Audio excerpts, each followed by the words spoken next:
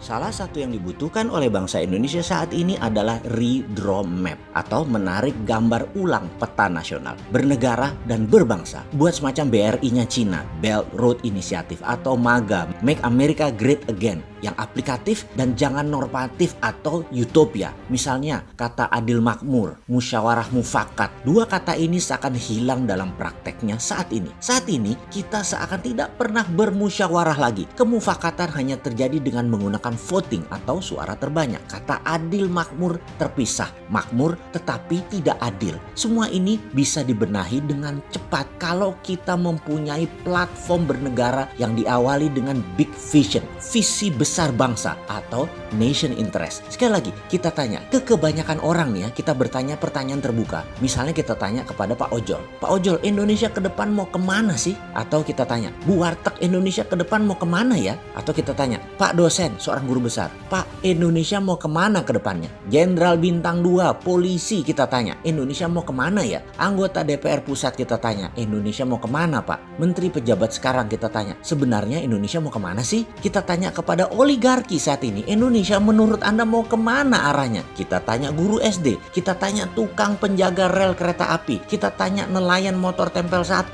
kita tanya petani penggarap sawah orang, kita tanya penyadap karet, kita tanya peladang, kita bertanya dengan pertanyaan yang sama. Samakah jawaban mereka semua? Kalau beda, ada masalah dengan berbangsa pada saat ini. Kalau ditanya jujur menurut saya, hanya 2 presiden Indonesia memberikan nation interest yang clear kepada seluruh rakyat. Jadi waktu ditanya, jawabannya 80% lebih mungkin akan sama, yaitu Pak Karno dengan visinya kemerdekaan, anti-imperialisme dan Indonesia menjadi pemain global.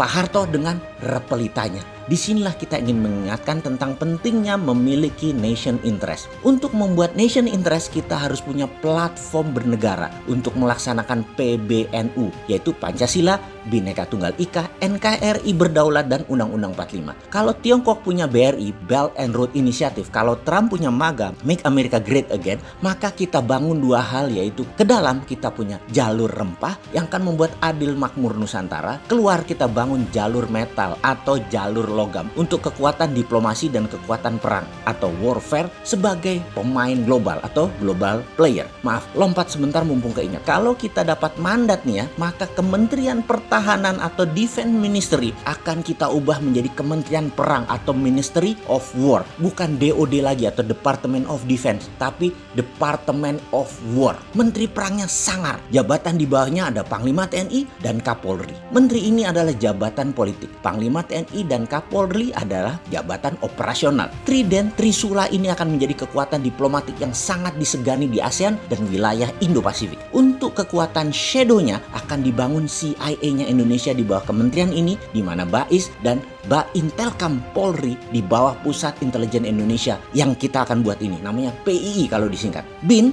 adalah FBI-nya Indonesia, usernya presiden. Keduanya bertemu di NSC, National Security and Defense Council versi Indonesia. Man in Black-nya versi Indonesia. Jadi semua satu suara, satu arah, seiring sejalan Indonesia berdaulat. Kembali ke topik. Sebagai bukti untuk membangun power atau kekuatan diplomasi, maka dengan sumber daya alam yaitu thorium, kita akan bangun reaktor thorium untuk PLTN, pembangkit listrik tenaga nuklir berbahan baku thorium. Kita akan bangun 10.000 megawatt. Di mana? Di Kepulauan Bangka Belitung. Di mana listriknya nanti akan diberikan ke Singapura dan Malaysia 60%-nya dengan harga yang sangat murah. Apa untungnya buat kita? Di sisi baliknya, Singapura harus membuka semua dokumen bank rekening warga Indonesia di Singapura. Untuk Malaysia, kita akan bagi hasil untuk memajaki atau memberi asuransi keselamatan dan kebersihan jalur niaga kapal laut yang akan melewati Selat Malaka. Listrik Indonesia akan murah karena tidak pakai batu bara lagi.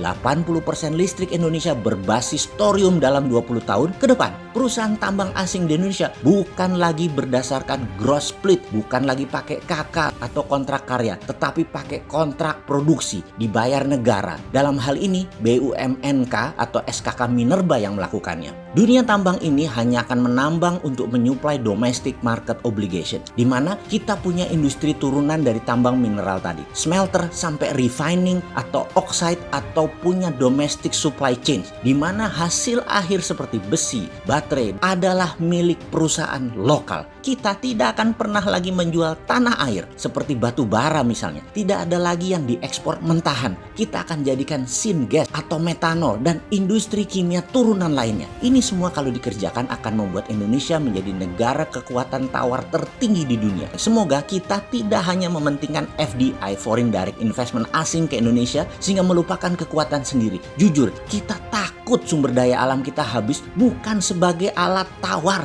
tetapi buat cari makan.